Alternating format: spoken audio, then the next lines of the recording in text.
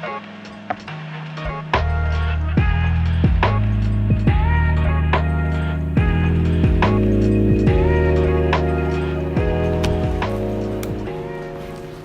dia.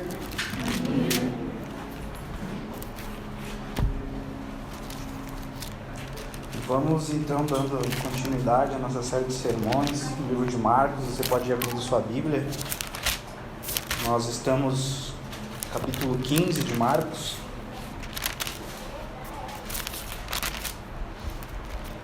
Vamos aí se encaminhando para o final deste livro, né? Capítulo 15 de Marcos.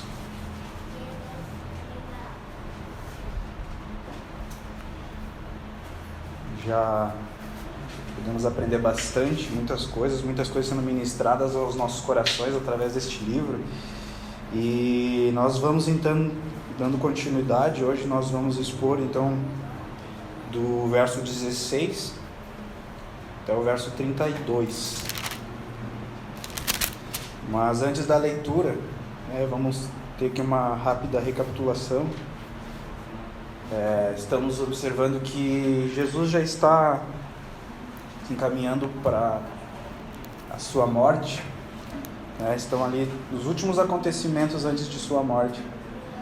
Mas antes disso, Jesus estava ali então, celebrando a Páscoa junto dos seus discípulos, e ali ele anuncia então, que ele vai ser entregue, que ele vai se entregar.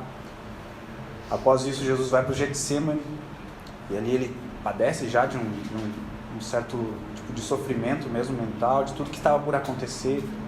Logo então, Judas, junto ali com uma comissão, com um pequeno exército, vão para prender Jesus e levá-lo para o Sinédrio, onde Jesus então seria ali interrogado, levantariam ali algumas falsas acusações em relação ao Senhor Jesus, e tentando ali obrigá-lo a respondê-lo, e ali naquele mesmo momento já começam com as bofetadas, com as cusparadas. Jesus já passando por todo esse momento de aflição, e aí então os próprios líderes ali o encaminham para Pilatos, que era ali a liderança, daquela região, dando então a Pilatos a decisão de então condenar Jesus à própria morte. E a gente observou na semana passada que Pilatos, ele não encontrou em Jesus algo para de fato acusá-lo, via em Jesus uma inocência.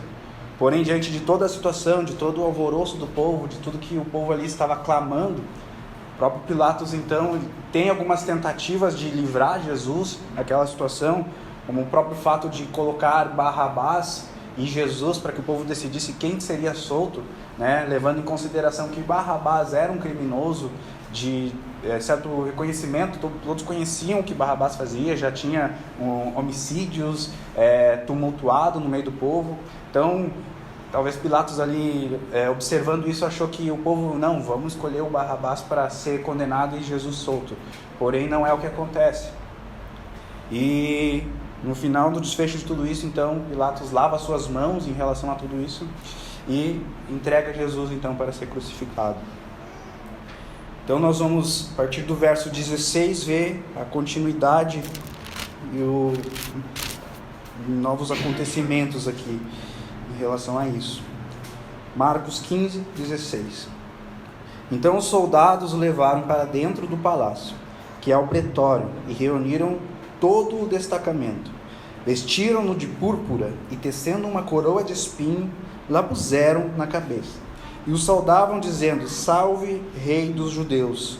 Davam-lhe na cabeça com um caniço, cuspiam nele, e pondo-se de joelhos, adoravam. Depois de o terem escarnecido, despiram-lhe a púrpura e o vestiram com as suas próprias vestes. Então conduziram Jesus para fora com o fim de o crucificarem. E obrigaram a Simão, Cirineu, que passava, vindo do campo, pai de Alexandre e de Rufo, a carregar-lhe a cruz. E levaram Jesus para o Gólgota, que quer dizer lugar da caveira. Deram-lhe a beber vinho com mirra, ele, porém, não tomou. Então o crucificaram e repartiram entre si as vestes dele, lançando-lhe sorte para ver o que levaria cada um. Era a hora terceira quando o crucificaram. E por cima estava um epígrafe, a sua acusação: o Rei dos Judeus. Com ele crucificaram 2 ladrões, um à sua direita e outro à sua esquerda. E cumpriu-se a escritura que diz: com malfeitores foi contado. Os que iam passando blasfemavam dele, meneando a cabeça e dizendo: tu que destróis o santuário em 3 dias e o reedificas, salva-te a ti mesmo, descendo da cruz.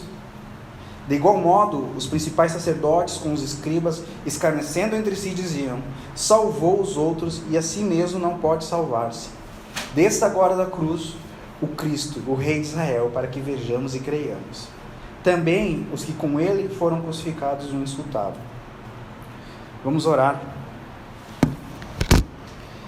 Pai, muito obrigado por tua palavra, muito obrigado, Senhor, por falar aos nossos corações, por poder estar diante de ti, Senhor, sem venda nos olhos, e através do Espírito Santo poder, Senhor, ter a revelação dessas escrituras, Senhor, e entendimento, Pai, para compreender, que cada palavra se torne verdade, que possamos colocar em prática, Senhor, e de fato viver isso, Pai. Aprender de ti, aprender contigo, aprender com tua palavra, Senhor. Em nome de Jesus nós oramos, Senhor. Eu oro, Pai, para que tua igreja, Senhor, todos possam de fato compreender, Senhor, para ter entendimento de tudo que está sendo ensinado, de tudo que está sendo ministrado, Pai, para que realmente possamos viver e não levar nossas vidas da mesma maneira, mas ir sendo transformados, Pai, e renovados por ti. Em nome de Jesus, amém. Então, meus irmãos, analisando este texto profundamente, nós vamos ver que ali nos primeiros versos que nós lemos, Jesus ele está então sendo levado para ser açoitado.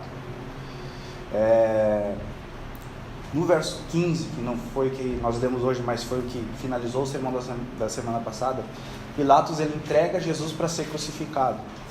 Mas antes de entregar Jesus para ser crucificado, ele dá a ordem de que o açoitassem. Talvez numa das medidas ali de maior extremidade, assim, de Pilatos, para de repente sensibilizar o próprio povo, de entregar Jesus a ser açoitado, para que o povo, talvez vendo Jesus açoitado, decidisse então se compadecer. Não, já foi açoitado, já está bom, né? Não precisa então uma medida tão extrema quanto a crucificação. E provavelmente a medida de Pilatos era em relação a isso. Mas o fato é que ele leva Jesus, os soldados aqui, um grupo de soldados, como nós já falamos, né? O Jesus era tratado como uma ameaça aqui. E a gente vê o uso extremo de força até em ocasiões como essa, porque nós estamos falando de um Jesus que já estava padecendo por sofrimento desde algumas horas atrás, onde era esbofeteado, lhe cuspiram, muito provavelmente com um cansaço de tudo que estava acontecendo. Mas nós vemos ali que ele é entregue para um grupo de soldados que se conta que eram mais ou menos um número de 600 soldados. Então você imagina, 600 soldados para um único homem que já estava com um cansaço, já estava com um sofrimento ali, já estava padecendo de muitas coisas. Então a gente observa talvez este uso de excesso de força para com Jesus. Mas tudo aqui está relacionado com o que Jesus estava para padecer. Quando Jesus é entregue então para ser açoitado, nós observamos até pelas próprias histórias romanas de como eles usavam dos açoites e de atos de crueldade para com seus inimigos e para com os criminosos ali do império.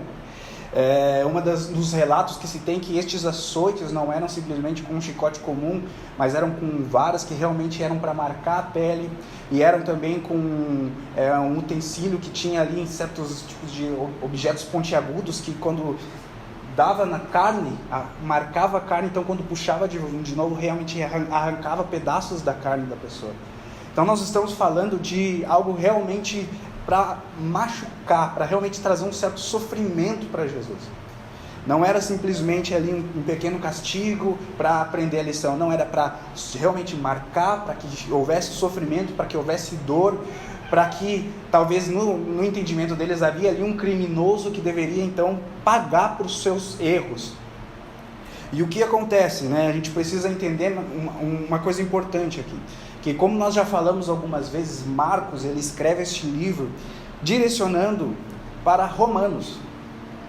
Então, algo interessante que a gente vai ver nesses relatos, tanto dos açoites quanto da própria crucificação, é que Marcos ele não vai se preocupar em trazer certos detalhes sensacionalistas, falando exatamente dos detalhes que aconteceram nos açoites, na crucificação.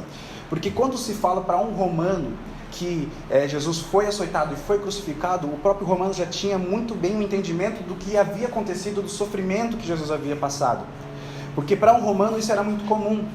Um criminoso no Império Romano, tanto um criminoso ou algum inimigo de guerra, algum rebelde no meio do povo, alguém que traiu o Império, ele passava por essas situações de crucificação e açoitado. Então, para isso era muito comum no meio do povo. Às vezes, diariamente acontecia esse castigo, onde os corpos ficavam ali expostos. Então o romano sabia muito bem do que estava acontecendo. Falar que Jesus foi crucificado e que Jesus padeceu ali de açoites, de castigos, para o povo romano isso era muito comum. Eles já sabiam que Jesus realmente sofreu. Era algo que estava muito claro. Então nós vamos ver que Marcos ele não vai se dirigir simplesmente a explicar os relatos da crucificação e os relatos ali dos castigos que Jesus padeceu. Mas Marcos ele vai trazer algo à tona que é muito interessante da gente observar, que é, além do sofrimento que Jesus estava padecendo, Jesus também estava padecendo por uma humilhação enorme. Uma humilhação tal qual era de escárnio, de zombaria, e era algo que realmente estava ali acontecendo para com Jesus. Algo que, de fato, Marcos queria mostrar ali para o povo romano que Jesus, além do sofrimento que estava passando pelos castigos romanos que estavam sendo vindo sobre si, além de tudo isso, ele estava padecendo por enorme humilhação, por escárnio, por zombaria. E nós vamos ver isso ali nos versos 16 até o verso 20, sobre a maneira com que os próprios soldados romanos chegavam diante de Jesus e o escarneciam. Vai dizer ali que o vestiram com púrpura. E, gente, percebam aqui que eles estão se formando como uma obra teatral, uma paródia de humilhação, uma paródia de horrores para com Jesus. Porque o que estavam acusando Jesus, o que estavam falando é que ele era o rei dos judeus, estavam ali tratando ele como um rei. Estavam ali prestes a marcar algumas coisas que realmente são para reis, para pessoas de honra. Por exemplo, esse tecido de púrpura que estava para ser colocado em Jesus, com a sua pele já toda machucada, já com todo o sofrimento. Este tecido de púrpura, ele normalmente, naquele momento, naquele tempo, ele era entregue para pessoas que tinham de fato honra no império. Pessoas da alta patente, para comandantes, para governantes. Então a púrpura era algo que era entregue para pessoas com um sinal de realmente essa pessoa tem um alto cargo. Quando eles estão fazendo isso para Jesus, eles estão de alguma maneira dizendo, olha, vamos lá, esse aqui é o rei, vamos botar uma púrpura nele aqui para dizer que ele, como se ele fosse um rei. Mas a ideia não era de realmente reverenciar esse rei e adorar esse rei, se curvar diante desse rei, mas sim humilhar ao Senhor Jesus, como que se ele realmente fosse um criminoso, como se ele realmente fosse alguém que fosse culpado dessas acusações.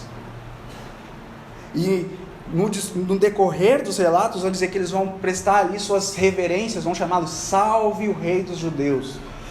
Falar salve o rei era algo muito comum também. Como a gente fala de um império, tem ali o próprio imperador, depois tem os governantes, tem ali as províncias que tinham homens responsáveis por cada uma delas.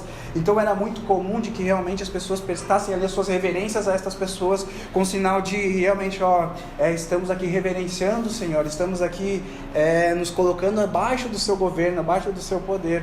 E eles estão fazendo isso para com o Senhor, estão falando salve. No próprio verso 19 diz que eles o adoravam. Eles ali o adoravam, mas a gente vê que tudo isso aqui não é algo real, não é algo verdadeiro. É uma única e exclusiva encenação. É algo de escárnio, é algo para zombar do Senhor Jesus. Então ele estava ali passando por essa humilhação. Logo após isso, então, eles o levam em direção à crucificação. Jesus, ele, como nós falamos, ele já estava com um cansaço de horas sendo esbofeteado, de haver sido açoitado, de estar passando então por essa situação de humilhação, de escárnio, de zombaria. E aí ele vai então até em direção ao lugar onde ele seria crucificado. E relata que essa crucificação ela não poderia ser dentro da cidade de Jerusalém, ela deveria ser fora, porque realmente o ato da crucificação era um ato tão cruel que não era para ser realizado no meio do povo ali, mas era para, de fato, tirar a pessoa do meio do povo e ali condená-la. Então Jesus ele teve que carregar um tronco, porque também era comum que o próprio condenado carregasse um utensílio, o qual seria usado para matá-lo. Então Jesus, com todo o seu cansaço, com toda a sua dor, ele leva então este tronco até fora da cidade. Então imagine, irmãos, realmente o sofrimento, o cansaço e agora também ter que levar este objeto até fora da cidade. E aí chega aquele momento que Jesus realmente já está tão cansado, tão fadigado com essa situação, que já não aguenta, já não suporta tamanha dor, tamanha dificuldade, e é aí que os soldados chamam ali Simão, que era um homem que muito provavelmente estaria passando por Jerusalém, aquela região, pela própria celebração da Páscoa, que era muito comum que viessem pessoas de fora, pessoas de longe para celebrar a Páscoa. Simão ele não era um judeu propriamente dito, mas ele estava ali, então muito se acredita que ele estava ali para a celebração da Páscoa. E os soldados romanos obrigam este Simão a então carregar este objeto de madeira, esse tronco, no lugar de Jesus. E aqui a gente abre um parênteses, né, porque o próprio Simão diz aqui que ele é o pai de Alexandre e de Rufo, e é muito interessante isso, porque como a gente já falou que esse livro ele está sendo escrito para romanos, nós vamos ver um relato no livro de Romanos que Paulo faz menção do Rufo, que era alguém que fazia parte da congregação lá da congregação em Roma. Então muito provavelmente este Simão que carregou a cruz teve ali o seu filho, que é mencionado aqui, como Marcos menciona para a igreja de Roma, menciona para Romanos. Então muito provavelmente ele está falando, o Alexandre e o Rufo, que estão aí entre vocês, foi o pai dele que carregou a cruz, foi o pai dele que carregou este tronco de madeira. E isso é muito interessante para a gente até observar como a graça de Deus alcançou essa casa. Mas voltando aqui, sobre o relato da crucificação, Jesus então ele é levado até o Gólgota, lugar da caveira, um lugar fora da cidade, e ali vai então iniciar o processo da crucificação. Como a gente não vê detalhes aqui no próprio livro, porque a gente mencionou que Marcos ele não faz questão de apresentar esses detalhes, mas algo que para a gente entender que a própria crucificação era um dos atos, se não o ato mais cruel daquele tempo. Era muito comum que os impérios que vieram, já passaram por essa terra, eles sempre tinham uma marca que o demonstrava tanto o seu poder, quanto a sua força, mas também a sua crueldade. E estes itens, poder, força e crueldade, era justamente para mostrar para os inimigos, mostrar para os criminosos que pudessem surgir, para os rebeldes que poderiam surgir no meio do povo, o quanto eles estavam dispostos a realmente manter a ordem no seu sistema de império. Então, era muito comum que se usasse de algo muito cruel, mas muito cruel mesmo, que era para realmente representar para todo o povo, é isso que vai acontecer com aqueles que se levantaram contra o império. É isso que vai acontecer contra os criminosos que surgirem no império. É isso que vai acontecer contra os inimigos do império. Então eles faziam questão de realmente fazer um dos atos mais cruéis, que era para demonstrar ali. Então a crucificação era um ato cruel, era um ato de dor, era um ato de sofrimento para a pessoa que estava. Só que algo que torna esse sofrimento ainda maior é o fato de que Jesus já vinha padecendo de uma série de questões que realmente estavam machucando a sua carne. Era a humilhação de estar ali, era todo esse processo. Então ele é levado para a crucificação já com muita dor, já padecendo de muitas coisas, e ele é então levado para o ato da crucificação, onde ele teria ali o seu corpo exposto e estaria ali até a hora da sua morte. E diante da crucificação tem alguns acontecimentos, como por exemplo o momento que ele tem sede e lhe oferecem ali vinho e mirra para que ele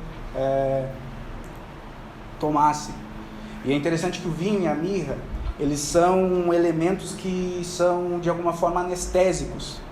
E é até uma ironia, mas é como se fosse um tipo de bondade dos soldados romanos para com o criminoso, para com o condenado, porque através ali de tomar um pouquinho de mirra e vinho, ele estaria um pouco mais aliviando da dor que estava padecendo. Então eles oferecem isso para Jesus, Jesus o rejeita.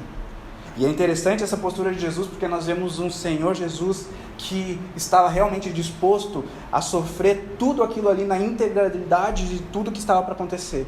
Ele não se dispôs a de repente baixar um pouco o nível do estresse, do sofrimento, tomando um pouco do vinho e da mirra, mas ele decide então realmente sofrer por completo, sofrer no integral de toda aquela situação ali. Ele não se deixa levar por um anestésico. E aí continua, os relatos de Marcos vão dizer que as pessoas que estavam passando por ali escarneciam de Jesus, falando, você disse que destruiria o santuário, reconstruiria, agora não consegue salvar a si mesmo, Falavam que eles faziam esse gesto com a cabeça, algo que para o judeu é realmente um símbolo de vergonha, de escárnio, de nojo, de algo que realmente não estão suportando. Olha, está aí, tomara que apodreça, tomara que realmente fique aí e pague por todos estes erros que ele cometeu. Era um símbolo que eram pessoas que não estavam ali no meio do povo, mas as próprias pessoas que passavam para entrar na cidade ou para sair da cidade e tinham ali a imagem daquela cena que estava acontecendo e olhavam para isso e olhavam com essa repulsa, olhavam para isso com essa vergonha, diziam, está aí, fez tanta coisa e está aí, não consegue nem sair, tomara que fique. Era um gesto realmente de reprovação. E os próprios sacerdotes, que eram para ser aqueles que conheciam as escrituras, os sacerdotes, os escribas, que tinham acesso ali à mensagem, à palavra que Deus tinha dado para os profetas e para tantos mais, eles mesmos diziam para Jesus, tá aí, crucificado, que sabe, tu desce daí, e aí quando tu descer daí nós vamos crer, e aí sim vamos acreditar que realmente tu és o Filho de Deus.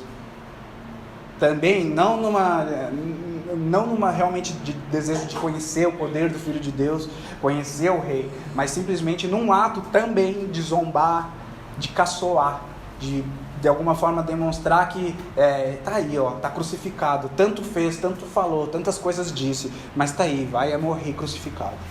E aí, para completar, estão ali os malfeitores, que também da mesma forma estavam ali falando e dizendo, salva-te a ti mesmo, salva a nós.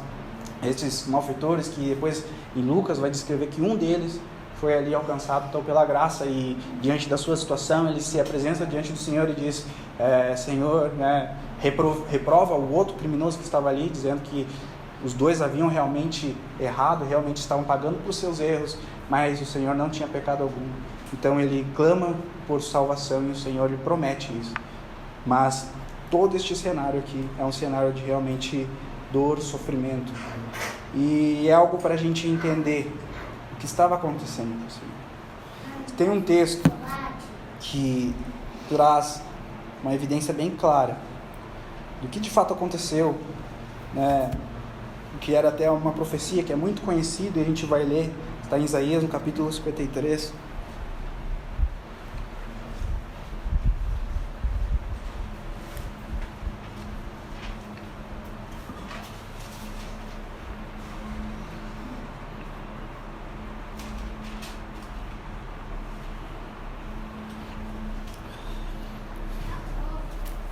Isaías capítulo 53.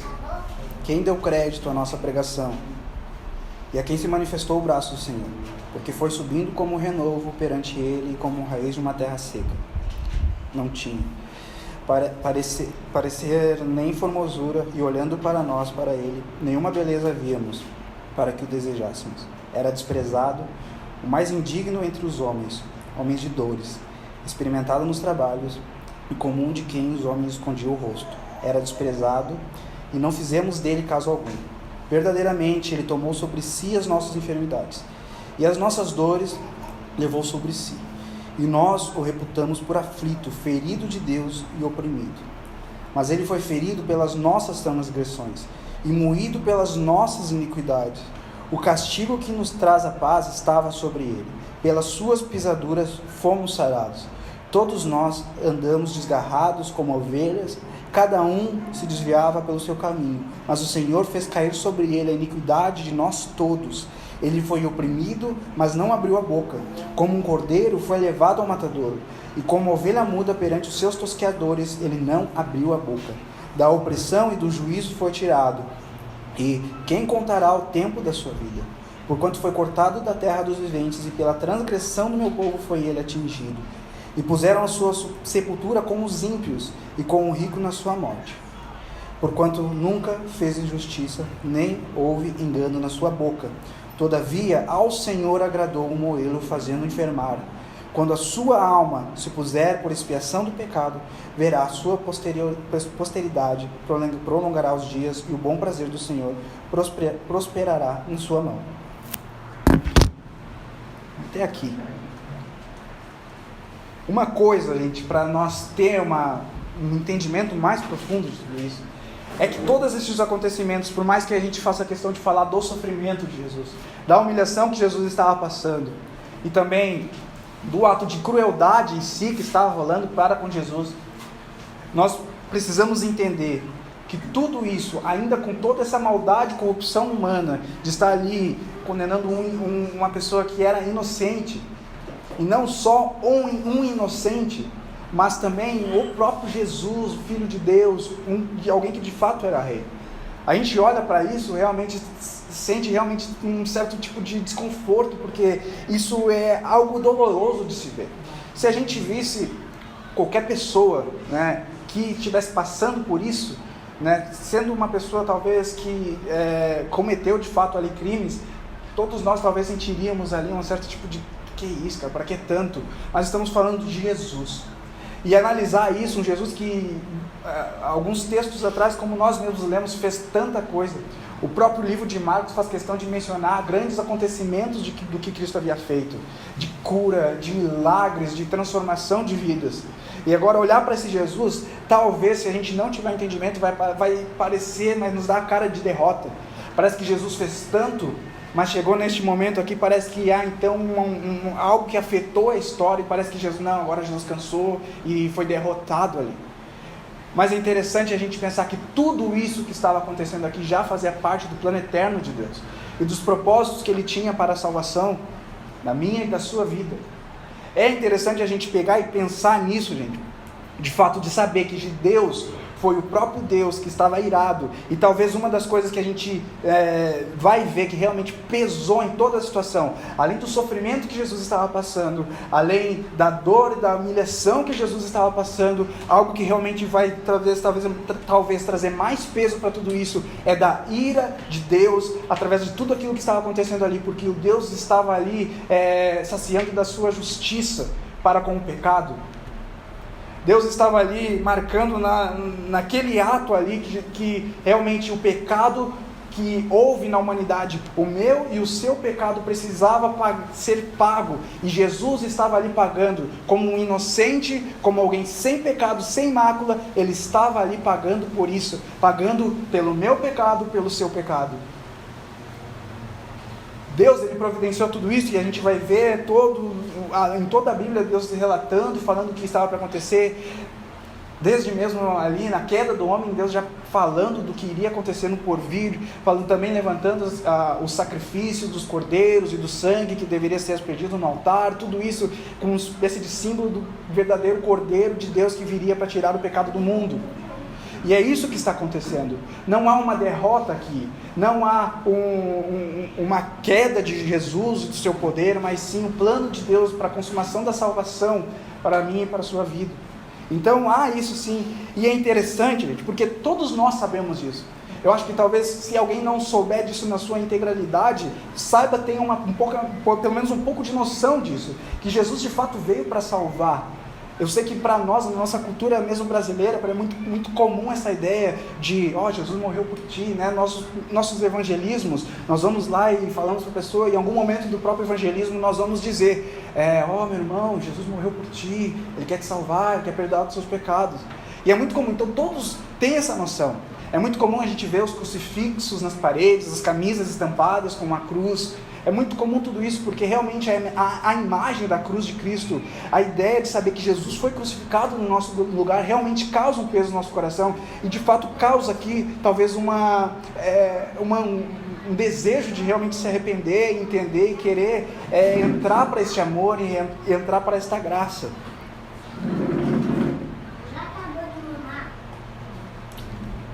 Mas a questão é, como de fato estamos reverenciando tudo isso? Porque se tem uma coisa, irmãos, que a gente pode analisar, e como o próprio Marcos faz questão de colocar, é das pessoas que estavam ali, a gente talvez lendo assim como quem entende de fato do sacrifício de Cristo, nós vamos ver pessoas que estavam ali em plena ignorância. Porque se eles soubessem de fato quem é Jesus, nenhum deles faria isso. Se eles soubessem de fato que Jesus de fato é o Rei dos Reis, que Ele é o Filho de Deus, ninguém se atreveria a fazer isso. Então há ali uma encenação de zombaria e um teatro para de alguma forma declarar que Jesus era o Rei, mas não há reverência honesta disso. As pessoas estavam ali em plena ignorância do que estava acontecendo. Quando a gente vê os soldados bofeteando, chicotando, e caçoando, e se rindo, e zombando, e os próprios sacerdotes falando coisas ali que não tinham nada a ver, a gente vê, existe uma ignorância. Só que se a gente trazer isso para nós, a gente pode dizer que para nós a mensagem da cruz é algo real. Para nós saber quem é Jesus é algo real, é algo verdadeiro, nós sabemos disso. Talvez a pessoa que, principalmente, tirando os lugares que ainda não foram alcançados, mas a gente chegar a falar de Jesus e do sacrifício de Jesus, talvez vai ter gente que é historiador e vai saber muito bem até dos próprios acontecimentos ali, descrever, não, porque a cruz era assim, e a posição que Jesus ficou era tal, e Jesus morreu, foi por tal coisa. Mas a questão é que nós entendemos e sabemos que isso aqui, tudo que estava acontecendo aqui era para a consumação da salvação de Deus para conosco. O seu convite para entrar na sua graça, nós sabemos, nós entendemos isso. Só que o que nos leva a realmente refletir nisso é como nós nos portamos diante disso. Porque quer ver algo perigoso no nosso meio que pode acontecer, é que a nossa postura seja exatamente igual a dessas pessoas que escarneciam de Jesus, porém não com ignorância agora, mas sabendo de tudo o que o Senhor Jesus fez, sabendo de tudo o que o plano de Deus eterno estava concretizando, sabendo que Jesus mesmo ressuscitou e está ao lado de Deus, com todo o seu poder, sabendo de tudo isso, ainda assim, talvez possamos estar aqui escarnecendo do sacrifício de Cristo, vivendo uma vida como quem não reverencia isso. E eu falo ponto por ponto sobre isso, irmão. Porque analisando o comportamento dos soldados, por exemplo. Os soldados estavam ali reverenciando e adorando a Jesus. O que nós fazemos? Nós temos essa reverência com o Senhor, nós temos essa adoração, nós sabemos que o Senhor é algo para ser adorado, é alguém para ser adorado, nós o reverenciamos com o seu poder, nós sabemos que o Senhor de fato é um rei, Ele é o Filho de Deus. Porém, o ato de escarnecer e zombar, se a gente for pegar realmente um profundo disso, porque nós, além de saber, nós carregamos o nome de sermos cristãos. Nós somos pequenos cristos, como é o significado de ser um cristão, de ser um seguidor de Cristo. Nós carregamos, se perguntar, você é um cristão? Sou. Mas aí quando nós vivemos o nosso dia a dia com um comportamento que não condiz com este nome, com um comportamento que não condiz com a reverência de alguém que tomou o nosso lugar para morrer por nossos pecados, nós estamos sim escarnecendo e zombando do sacrifício do Senhor Jesus. E isso é muito, muito, muito sério, gente. Porque viver uma vida, talvez sabendo, pô, Jesus morreu no meu lugar, eu sou grato, mas aí saiu do culto aqui, talvez aqui nós cantamos a único que é digno de receber, coroamos o rei, falamos aqui várias palavras de adoração, de realmente reverência ao rei, mas ao sair deste lugar, viver o nosso dia na semana, dia após dia, e temos uma vida que não condiz com o que cantamos, não condiz com o nome de Cristo que carregamos nas nossas vidas, nós estamos de alguma maneira zombando e escarnecendo da cruz de Cristo, estamos escarnecendo e zombando do sacrifício, estamos vivendo como que, poxa, ele morreu em meu lugar, que legal, mas agora tipo esse negócio aí de viver uma vida, sei lá, santa, não é para mim, eu vou fazer minhas coisas aqui, escondidinho, e muitas vezes, a vergonha não é nem simplesmente o ato escondido, mas muitas vezes é assim, justamente carregar o nome de Cristo, todo mundo saber que o cara realmente é cristão, professa a fé cristã, mas a sua vida não condiz com nada dos princípios bíblicos. É como aquele cara que está ali adorando, está ali reverenciando num culto, entre os irmãos ele é um cara que reverencia, ele entre os irmãos é um cara que adora, que canta muito forte, mas no seu secreto ou nos lugares onde não estão outros irmãos, ele simplesmente escarnece, vive a sua vida de qualquer maneira, estão ali zombando.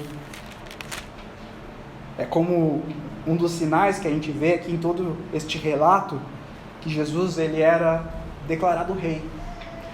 Se a gente observar, né, até na sua epígrafe estava ali, Jesus, o rei dos judeus. Eles falam, salve o rei, aí está o rei, se diz rei. Então, é muito mencionado essa questão do reinado.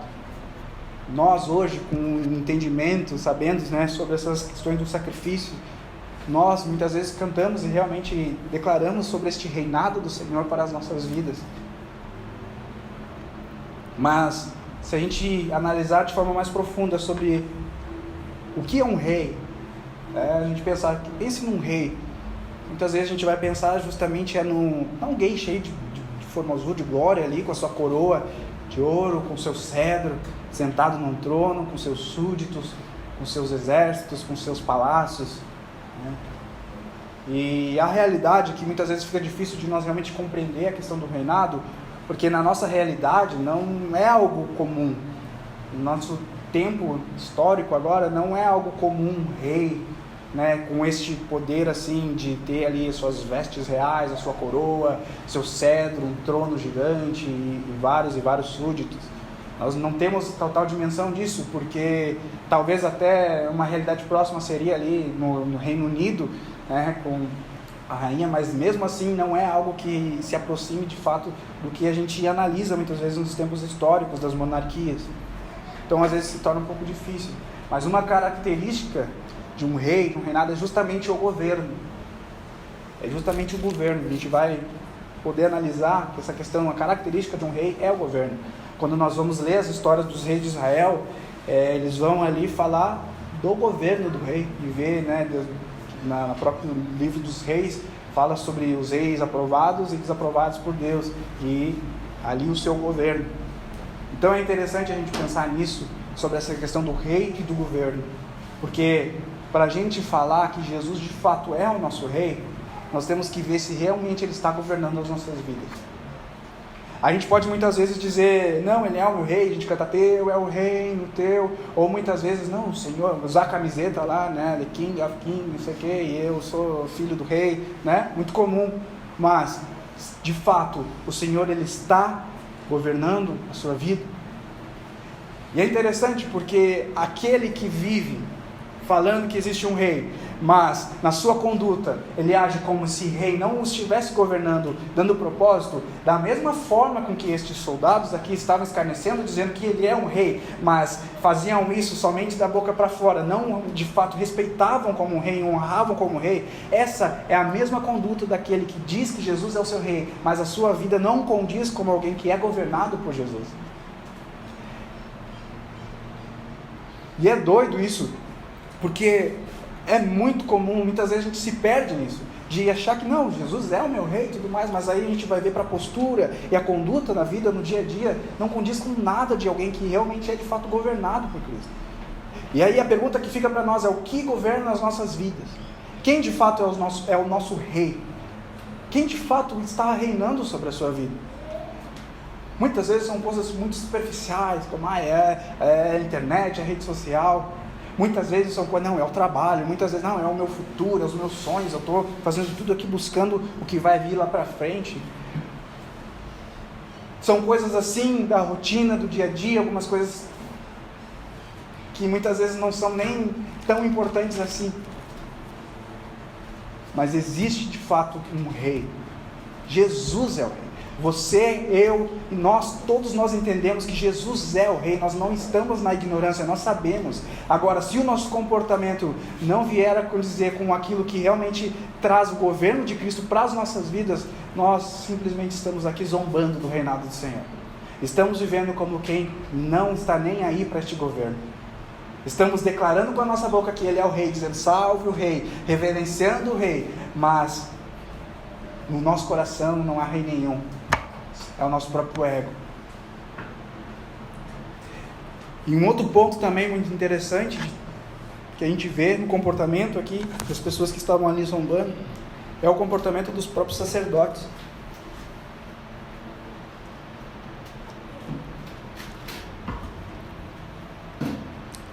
Porque os sacerdotes, eles já haviam acompanhado o Senhor Jesus, eles já haviam visto que Jesus tinha feito milagres, eles acompanharam a própria ressurreição de Lázaro. Deve ter sido um acontecimento enorme para aquele tempo ali, aquele momento, poxa, o cara ressuscitou. Eles viram tudo que Jesus tinha feito. Era impossível não reconhecer que em Jesus havia poder. Era impossível. E eles, sendo conhecedores ali dos textos e das profecias, eles muito mais tinham esse respaldo para crer. Porém, eles estavam tão preocupados com o seu próprio poder, em manter o seu legado ali no templo, e o seu governo no templo, que eles não queriam aceitar o ensinamento de Jesus. Então a gente vai ver que quando eles vão escarnecer de Jesus e vão falar ali, uma das coisas que eles falam para Jesus é: desça daí para que a gente possa crer em ti. E isso provavelmente aqui a gente sabe, nós sabemos que Jesus poderoso, ele tinha ali poder para realmente descer da cruz e mandar todo mundo para o inferno. Mas ele não o faz, porque ele realmente entendia do seu propósito, entendia da vontade de Deus que estava sendo cumprida ali. A questão aqui não é essa, a questão é que eles estão aqui mais uma vez, talvez, querendo experimentar Jesus.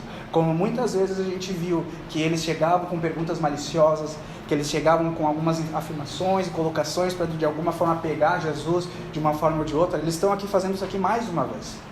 E aí eles vão concluir aqui achando que realmente eles estavam derrotando Jesus, falando: não, desça daí, que aí a gente vai crer em ti.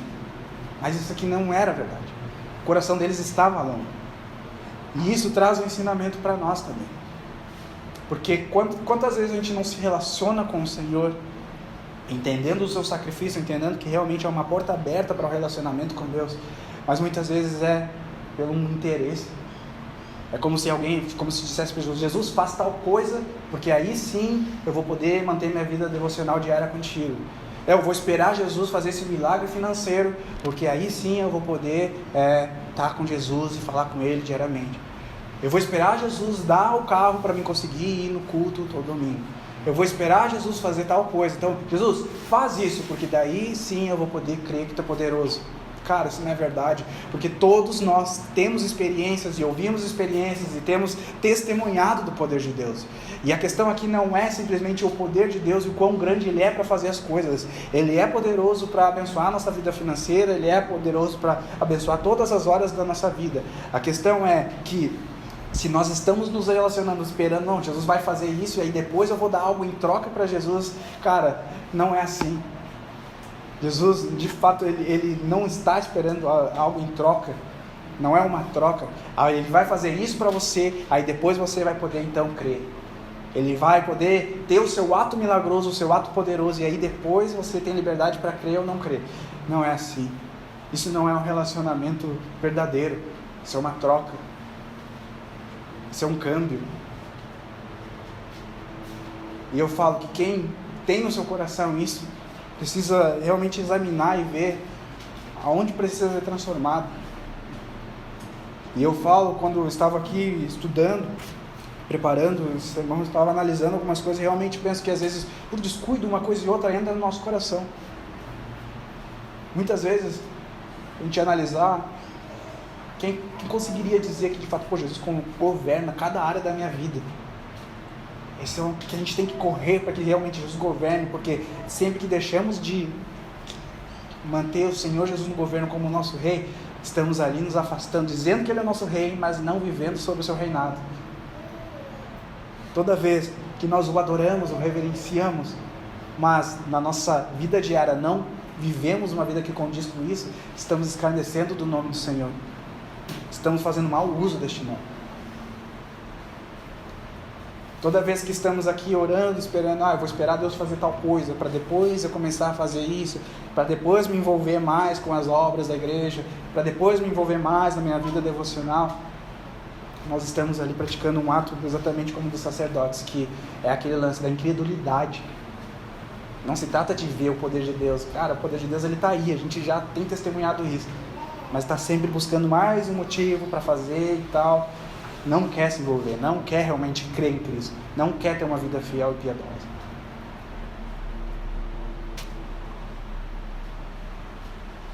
Para a gente ir encerrando, a gente lembra que este sacrifício, que a cruz, que o sofrimento, que a vergonha, que a humilhação, tudo isso era para nós e era eterno.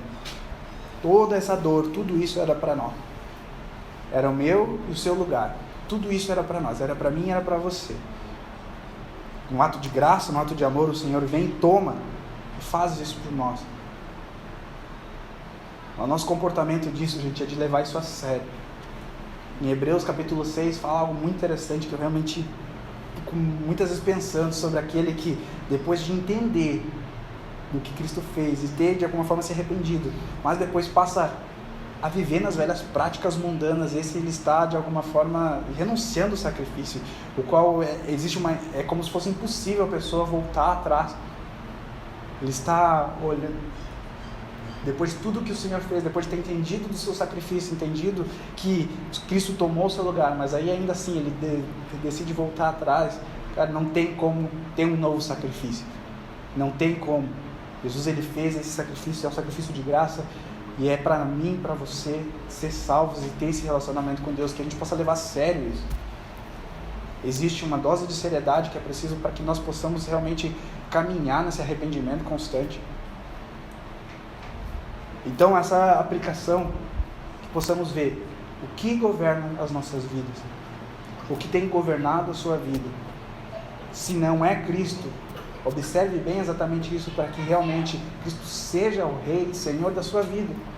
Ele é o Rei, Ele é o Senhor. Então observe aquela área que talvez você ainda não entregou, talvez você já está guardando ali faz um tempo. Não, né? Até aqui eu entrego para o Senhor, mas aqui eu ainda vou esperar mais um tempo, que precisa mais trabalho. Entregue para o Senhor. Ou Ele é o Rei, ou Ele não é. Ou Ele é o seu Rei, ou você está sendo governado por outras coisas. Então observe isso e volte para o caminho do Senhor e se arrependa.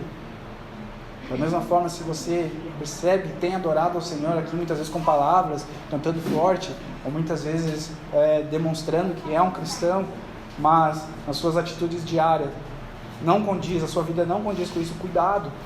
E observe se realmente você não está escarnecendo do nome do Senhor e da sua cruz.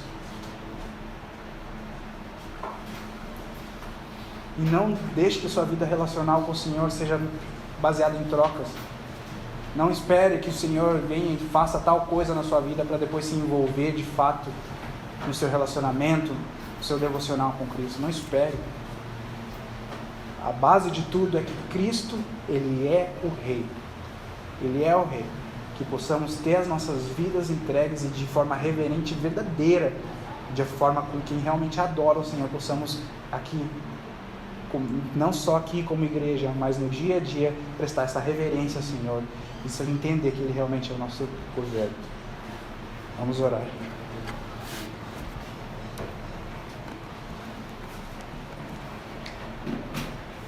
Pai, muito obrigado, Senhor, por esta palavra. Eu oro pela minha vida, dos meus irmãos, Senhor, aqui como igreja que estamos mais uma vez, Pai, lembrando do seu sacrifício, lembrando, Pai, da sua entrega, do seu amor, e analisando tudo que podemos aprender hoje, como tem sido a nossa postura diante disso, se realmente levamos a sério isso, ou ainda vivemos como quem finge saber, mas não vive de fato. Eu oro, Senhor, para que possamos nos comprometer com isso, ter nossas vidas de fato transformadas para as tuas verdades. Saber, Deus, que o Senhor nos amou por graça, nós estamos aqui hoje. Por graça, nós podemos olhar para a cruz e saber, Senhor, que foi pago um alto preço para que fôssemos livres, fôssemos salvos e libertos dos nossos pecados. Mas que a nossa postura de vida possa condizer com isso, Pai, com quem sabe e quem vive. Não só quem fala, quem declara, mas quem sabe, quem fala, que vive, Senhor. vive a verdade, vive, Senhor, como quem foi salvo e regenerado por Ti, Senhor. Que isso, Pai, possa entrar no nosso coração e possamos lembrar em cada uma das atitudes, cada uma das áreas da nossa vida, Senhor, que ainda o Senhor não está governando, de fato, que possamos, Senhor, realmente entregar a Ti e dizer, Senhor, governa sobre esta área. Possamos Te adorar com integridade, possamos nos relacionar sem querer algo em troca. Em nome de Jesus. Amém.